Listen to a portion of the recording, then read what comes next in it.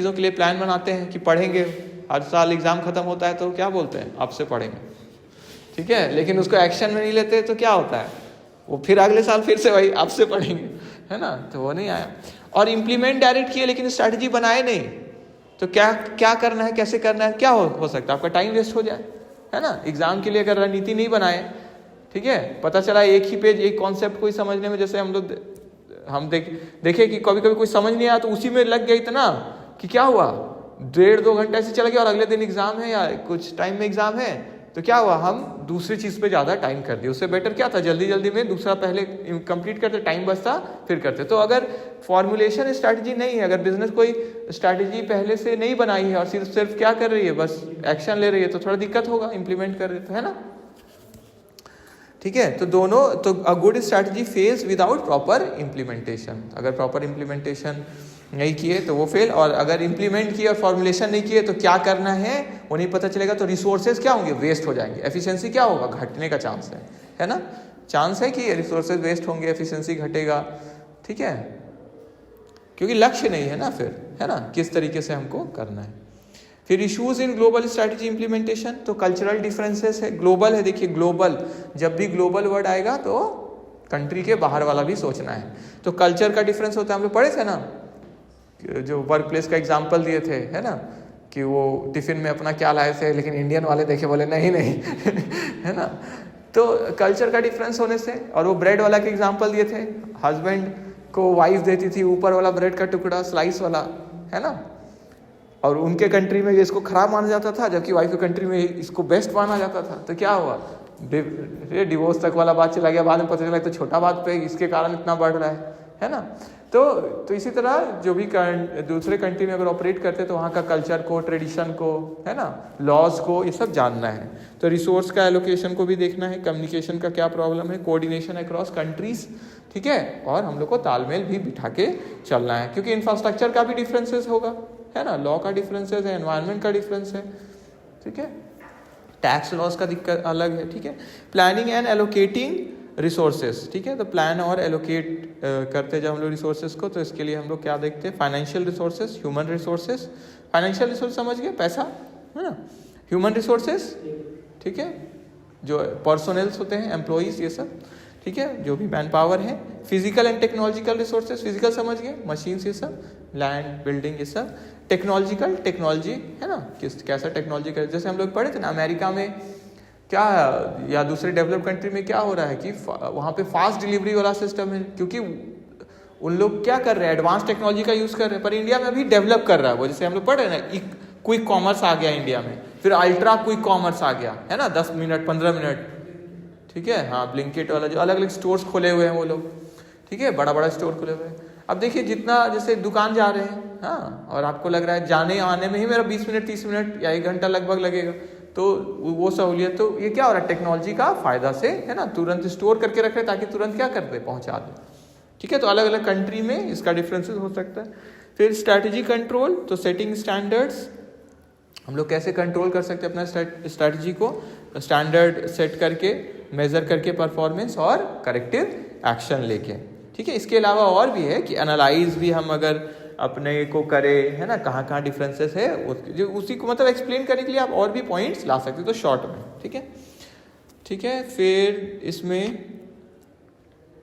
Next है, देखिए unit 6, ठीक है, तो यूनिट 6 में हमारा है ethical and social considerations in global strategic management, the global context of corporate governance. तो क्या है इनका ग्लोबल कॉन्टेक्स्ट, ठीक है, तो इसमें हम लोग पढ़े कॉर्पोरेट गवर्नेंस क्या है, system by which companies are directed and controlled. इसमें हम आपको नोट्स भी भेजे ना, एड्रियन कमिटी वाला, जो वो सर एड्रियन बोले हैं ना शायद के, क्या है कॉर्पोरेट गवर्नेंस, है ना, वो उसी का लगभग डेफिनेशन है ये। तो प्रिंसिपल्स इसका क्या है, देखिए, ट्रांसपेरेंसी, अकाउंटेबिलिटी, फेयरनेस और रेस्पॉन्सिबिलिटी, ठीक है। तो इसमें शॉर्ट में है, अच्छा ऊपर वाला छूट गया ना, बिजनेस एथिक्स लिखा हुआ था पहले, तो moral principles guiding business decisions, ठीक है, जिसमें हम लोग अपना सेट कर लेते हैं किस कैसे हम लोग काम करेंगे, है ना, क्या हमारा नैतिक मूल्य रहेगा, ठीक है। फिर ethical issues in global business, ठीक है, तो ब्राइबरी है, करप्शन, लेबर एक्सप्लॉइटेशन, ठीक है, जैसे न्यूज़ में आता है ना कि इतने इस कंपनी में या इस देश में ये कंपनी है, इसमें क्या है, लेबर को बैठने तक नहीं दिया जाता है, खड़े खड़े वो लोग पूरा काम करते हैं, है ना। तो क्या है, बहुत हार्श कंडीशन है ना कि बैठना ही नहीं है आपको, ठीक है, 18 घंटा 12 घंटा 15 घंटा जहाँ, तो ये क्या है, तो एक्सप्लॉयटेशन हो गया ना, बहुत शोषण हो गया, ठीक है। उनको प्रॉपर कंडीशन नहीं दिया जा रहा है काम करने का, जिसको हम लोग बोलते हैं घूसखोरी, ठीक है, करप्शन, भ्रष्टाचार, है ना, ठीक है। तो जहाँ भी हम लोग ठीक से काम नहीं कर रहे हैं, ठीक है, तो लेबर एक्सप्लॉयटेशन, एनवायरमेंटल डैमेज, ठीक है, कि हम लोग काम तो कर रहे हैं लेकिन एनवायरनमेंट को नुकसान पहुंच रहा है, तो उसको कैसे हम लोग कम कर सकते हैं। तो आजकल हम लोग ये भी सुनते हैं ना कि कंपनियां, इंडस्ट्री क्या बोल रही है कि जीरो कार्बन की तरफ लक्ष्य है ना, कार्बन नहीं निकले उस तरीके से, वैसा हम प्रोडक्ट को मैन्युफैक्चर करने का तरीका या इस तरीके से काम हम करें कि क्या हो, ज़्यादा CO2, ठीक है, या कोई हार्मफुल गैस जिसको हम लोग बोलते हैं ना CFCs गैस, ठीक है, फिर जो भी हार्मफुल गैस है, कार्बन मोनोऑक्साइड, जो भी वो एनवायरनमेंट को मतलब पॉल्यूट नहीं करे। रिवर में जैसे हम लोग पहले देखते थे ना कि पॉल्यूशन, वो पूरा ड्रेनेज सिस्टम कर दिया गया कि वहाँ सारा निकल गया गंदगी, तो उससे तो वो भी पॉल्यूट हो रहा है, तो कैसे हम फिल्टर करके करें, है ना। ये सब अलग अलग चीज़ें जिससे एनवायरनमेंट को हम बेटर कर सकें, है ना। फिर कॉर्पोरेट सोशल रिस्पॉन्सिबिलिटी, ये हम लोग पढ़े बार बार, है ना। कंपनीज में सेक्शन क्या है इसके लिए, कमेटी का 135 वाला, है ना।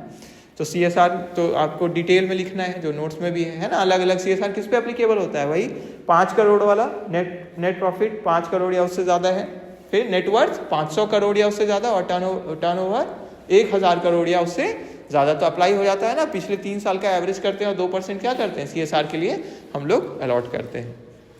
तो और भी इसका प्रोविजंस है, आपको नोट्स है आपके पास, देखिएगा। तो business responsibility towards society and environment आ गया। Stake holder concept, responsibility towards employees, customers, society, government and share holders, ठीक है। तो क्या रिस्पॉन्सिबिलिटी हमारा बनता है इन सबके प्रति, ठीक है, employees, customers, society, government, share holders, और भी जो भी इसमें नहीं है, इन्वेस्टर्स, है ना, जो भी। फिर कॉर्पोरेट गवर्नेंस हम लोग देख लिए, जिस सिस्टम है जिससे कंपनीज को डायरेक्ट और कंट्रोल किया जाता है। सर एड्रियन कमेटी वाला, और एड्रियन उनका क्या डेफिनेशन है, कैडबरी कमेटी, ये सब वाला में भी हम लोग देखे थे। स्कैम्स देखे थे इसमें हम लोग, क्या क्या घोटाला हुए, है ना, ठीक है, क्या रिफॉर्म्स किए गए, वो भी आ गया, ठीक है। और फिर इसमें है कॉर्पोरेट गवर्नेंस का ग्लोबल कॉन्टेक्स्ट हो गया। प्रिंसिपल्स हम लोग देख ही लिए, ट्रांसपेरेंसी, अकाउंटेबिलिटी, फेयरनेस, रिस्पॉन्सिबिलिटी। फिर इम्पॉर्टेंट एक लाइन का जो एग्जाम का पॉइंट्स बस लिखा हुआ है, शॉर्ट में है बस, स्ट्रैटेजी का लॉन्ग टर्म डायरेक्शन हो गया। एनवायरनमेंट अफेक्ट करता है स्ट्रैटेजी को लॉन्ग रन में, शॉर्ट का मतलब इंटरनल प्लस एक्सटर्नल एनालिसिस, ठीक है। ARB भी हो गया। रिसोर्स बेस्ड व्यू जो बोलते हैं हम लोग, इंटरनल स्ट्रेंथ बेस्ड एडवांटेज। फिर कॉस्ट लीडरशिप हो गया, लो कॉस्ट प्रोड्यूसर। फिर एथिक्स हो गया क्या हमारा, सस्टेनेबिलिटी ऑफ स्ट्रैटेजी, क्योंकि एथिक्स का है ना, हम लोग मूल्यों का पालन जब करते हैं तब ना हम लोग लंबे समय तक बने रहते हैं, है ना। प्रॉफिट कमाने के लिए खराब क्वालिटी का प्रोडक्ट या सर्विस देंगे तो हो सकता है हमारा क्या हो, हम उतने लंबे समय तक नहीं बन पाए, ठीक है। लास्ट में देखिए टिप में बस ये लिख दिए कि राइट डेफिनेशंस, कि अगर कम से कम थोड़ा डेफिनेशन आपको पता होना चाहिए, कॉर्पोरेट गवर्नेंस का क्या मीनिंग है, स्ट्रैटेजिक मैनेजमेंट का क्या है डेफिनेशन, है ना। तो कुछ अगर किसी ऑथर का है तो ठीक है, तो ऐसे ही कम से कम पता होना चाहिए, कम से कम एक। तो जितने 6 यूनिट है तो 6 यूनिट में कम से कम एक डेफिनेशन जिनका बनता है, तो अगर छोटा ही डेफिनेशन कम से कम लर्न कर ले तो चलेगा। मान लेते डेफिनेशन नहीं याद है कोई ऑथर का, नहीं कोई बात नहीं, आप कम से कम मीनिंग लिख देंगे। क्लियर हो गया सबको, ठीक है।